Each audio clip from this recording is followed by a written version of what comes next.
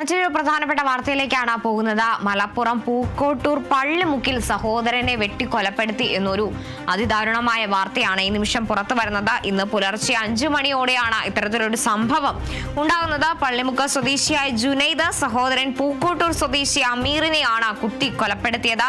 സഹോദരനെ പോലീസ് കസ്റ്റഡിയിലെടുത്തിട്ടുണ്ട്. വീട്ടിലെ കത്തി ഉപയോഗിച്ചാണ് അമീറിനെ ജുനൈദ് കുത്തിയതെന്നാണ് പോലീസ് പറയുന്നത്. മൃതദേഹം വീട്ടിലെ അടുക്കള ഭാഗത്തായാണ് കണ്ടെത്തിയത്.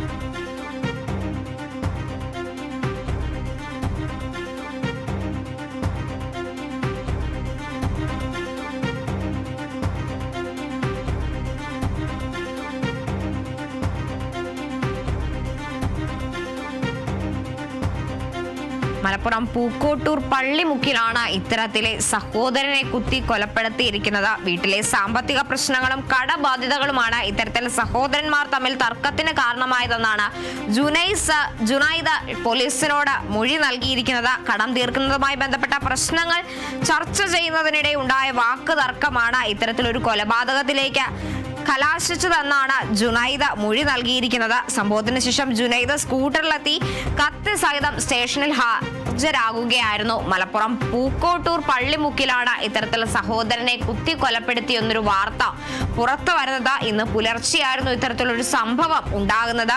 പള്ളിമുക്ക് സ്വദേശിയായ ജുനൈദ് സഹോദരനായ അമീറിനെയാണ് കുത്തി കൊലപ്പെടുത്തിയത്. വീട്ടിലുണ്ടായ സാമ്പത്തിക തർക്കമാണ് ഇത്തരത്തിലൊരു കൊലപാതകത്തിലേക്ക് കലാശിച്ചതെന്നാണ് ജുനൈദ് പോലീസിന് നൽകിയ മൊഴിയിൽ പറയുന്നത്.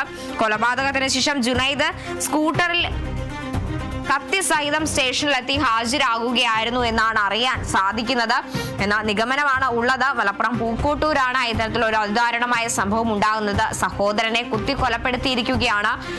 സാമ്പത്തിക തർക്കമാണ് ഇത്തരത്തിലൊരു കൊലപാതകത്തിലേക്ക് കലാശിച്ചതെന്നാണ് ജുനൈദ് നൽകിയ മൊഴി ഉണ്ടായിരിക്കുന്നത്.